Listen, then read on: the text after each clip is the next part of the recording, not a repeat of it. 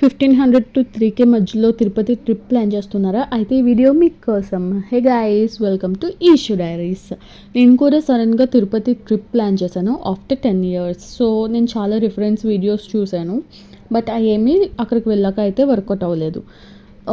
So నేనైతే first ఇక్కడ నుంచి నేను ముందు రోజు అనుకోవటం వల్ల నాకు ట్రైన్ టికెట్స్ దొరకలేదు.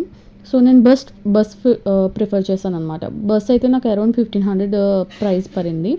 వెళ్ళడానికి 1500, రావడానికి 1500, సో 3000 నాకు అక్కడే అయిపోయింది. అదే మీరు ముందుగా ట్రైన్ బుక్ చేసుకుంటే మాత్రం అరౌండ్ 700 to 800 వెళ్ళడానికి రావడానికి సరిపోతాయి. సో నేను హైదరాబాద్లో స్టార్ట్ అయ్యాను. హైదరాబాద్ నుంచి తిరుపతి వెళ్ళాను అనమాట. తిరుపతిలో దిగాక నేను డైరెక్ట్ విష్ణు నివాసానికి వెళ్ళాను. విష్ణు నివాసానికి వెళ్ళి అక్కడ టికెట్స్ గురించి ఎంక్వైరీ చేశాను, కానీ ఆ టైంకి అయితే టికెట్స్ ఇవ్వరంట. టికెట్స్ ముందు రోజు నైట్ 9కి ఇస్తారు అని చెప్పనేసారు. సో నేను వెంటనే అక్కడ లాకర్ తీసుకుని ఫ్రెష్ అయిపోయి అలిపిరి స్టెప్స్ దగ్గరికి అయితే వెళ్ళిపోయాను. అక్కడే పక్కన లగేజ్ కౌంటర్ ఉంటుంది. లగేజ్ కౌంటర్ దగ్గర లగేజ్ ఇచ్చేస్తే మీకు ట్యాగ్ కానీ టోకెన్ కానీ ఇస్తారు. అక్కడ లగేజ్ ఇచ్చేసి నేను పైకి స్టెప్స్ ఎక్కడానికి స్టార్ట్ అయ్యాను.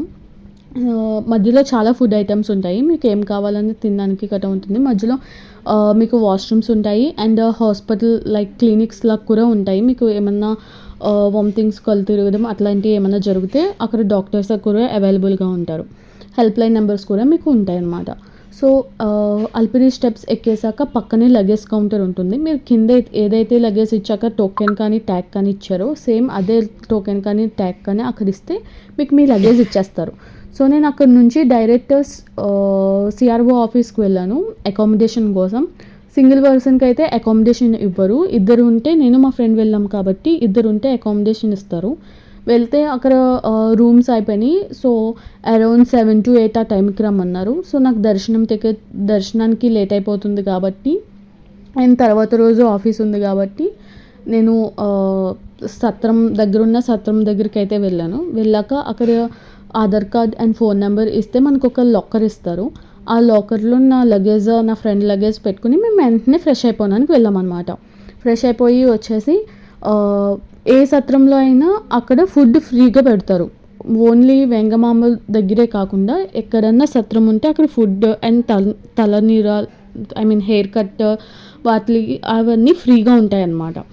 సో మేమైతే 3 scissors ఇచ్చేసుకుని, నేను మా ఫ్రెండ్ 3 scissors ఇచ్చేసుకొని ఫ్రెష్ అయిపోయి డైరెక్ట్ ఫ్రీ దర్శనానికి అయితే వెళ్ళాం. ఫ్రీ దర్శనానికి వెళ్ళడానికి మేమున్న దిక్కునికి అక్కడికి చాలా దూరం ఉండే.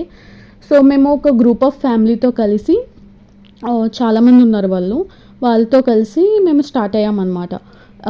మాకు అయితే క్యాబ్ కాస్ట్ వచ్చి అరౌండ్ 20 రూపీస్ పర్ పర్సన్ అయ్యింది. సో ఫ్రీ దర్శనం లైన్లో వెళ్ళి మేము 9కి వెళ్తే మాకు మార్నింగ్ దర్శనం 6:30 ఆ టైంకి అయ్యింది. ప్రసాదం ఇవన్నీ తీసుకుని వచ్చినప్పటికీ మాకు అరౌండ్ 8:30 ఆ టైం అయింది. సో ఫ్రెష్ అయిపోయి మేము వెంటనే కిందకి స్టార్ట్ అయ్యాం. మేము ఏదైతే ఫస్ట్ ఫ్యామిలీతో కలిసామో ఆ ఫ్యామిలీతోనే కిందకి స్టార్ట్ అయ్యాం. అందరం ఉండటం వల్ల మాకు అరౌండ్ 40 to 50% అయితే 50 అయితే పడింది ఛార్జెస్ కిందకి కొండ దిగి వెళ్ళడానికి. సో మేము కొండ దిగి వెళ్ళాక కిందున్న కొన్ని టెంపుల్స్ అయితే మేము విజిట్ చేసాము. విజిట్ చేశాక కూడా మా బస్ 9 ఆ టైంకి ఉండడం వల్ల మేము విష్ణు నివాసంలోనే స్టే చేసి బస్ ఏ టైంకి అయితే ఉందో ఆ టైంకి మేము రైల్వే స్టేషన్ దగ్గరికి అయితే వెళ్ళాము. అక్కడ బస్ ఎక్కేసి తర్వాత రోజు మార్నింగ్ హైదరాబాద్ వచ్చాం.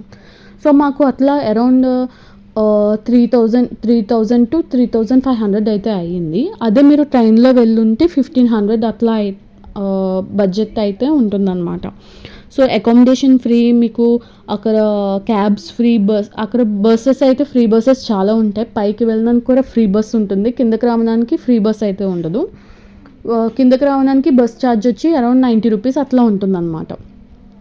సో అక్కడ అన్నీ ఫ్రీయే ఉంటాయి. సో మీకు అయితే అక్కడ పర్సనల్ షాపింగ్ తప్ప వేరే దానికి దేనికి అక్కడ కాస్ట్ అయితే ఉండదు. సో ఇది నేను అన్ప్లాన్డ్గా వెళ్ళిన తిరుపతి ట్రిప్.